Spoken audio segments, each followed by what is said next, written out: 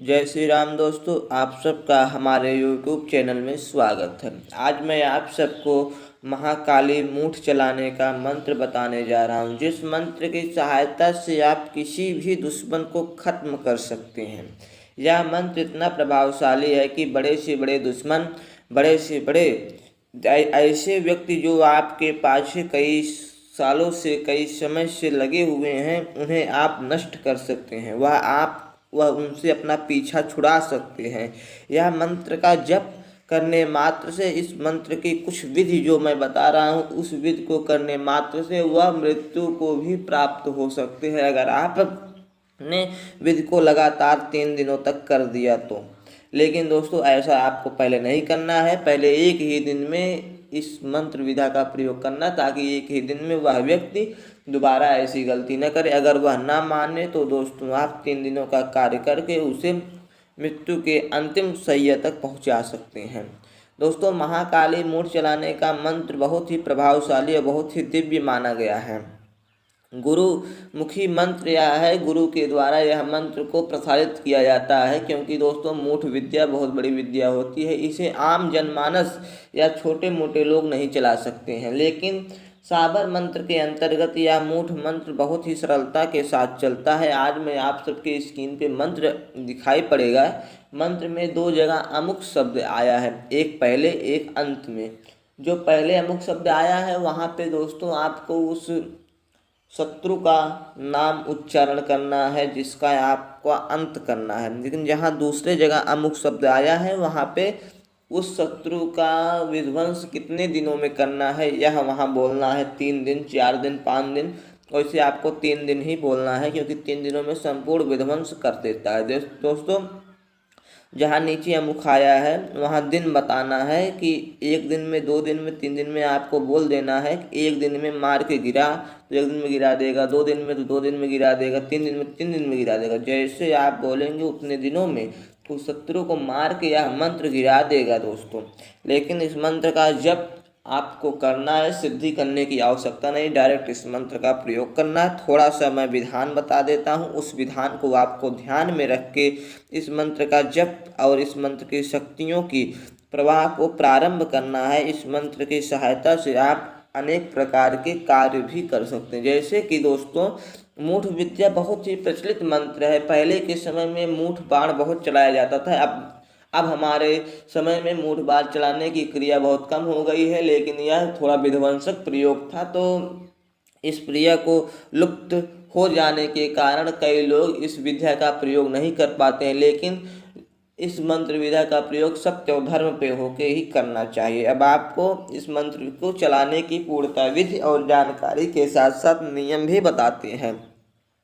आपको सर्वप्रथम दोस्तों शनिवार के दिन का चयन करना है, माता का, महाकाली का, जिसमें माता मुंडमाला खड़क खप्पर लिए जिस भी तस्वीर में खड़ी हो उस तस्वीर को अपने सम्मुख रख लेना है। सरसों के तेल का चौमुखा दीपक बनाना है और आटे का एक पुतला बनाना है। आपका गेहूं के आटे का एक पुतला बना लेना है, और पुतला बना के आपको लोहे की जो खीली आती है, जिसे लोहे की खील कहा जाता है, आपको मार्केट से लोहे की खील 18 ठे ले लेना है। 18 खील मार्केट से आपको ले लेने हैं। अब आपको महाकाली के सम्मुख उस पुतले को का निर्माण करके छाती पे पुतले के भोजपत्र पर लाल रंग के स्याही से या लाल रंग के कलम के स्याही से आपको उस शत्रु का नाम लिख के भोजपत्र उस पुतले के ऊपर चिपका देना है। उसके बाद नीचे आपको जिसके ऊपर पुतला आप रखेंगे, दोस्तों थाली में पुतला बना लिए, तो अब आपको पुतला माता महाकाली के चरणों में सम्मुख रखना है। तो नीचे आपको लाल रंग के वस्त्र को पहले बिछाना है, उसके ऊपर पुतले को रखना है।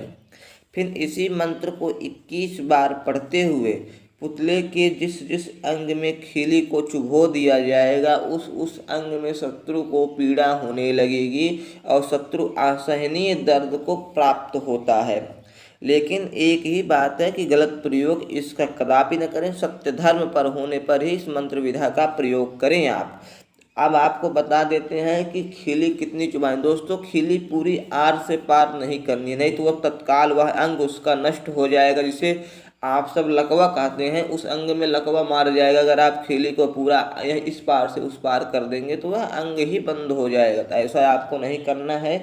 खिली को बस थोड़ा सा उस पुतले में दोस्तों हिलाना है, ताकि वह शत्रु भी परेशान होकर सद्मार्ग पे आ जाए, आपको दोबारा कभी जीवन में परेशान ना करे।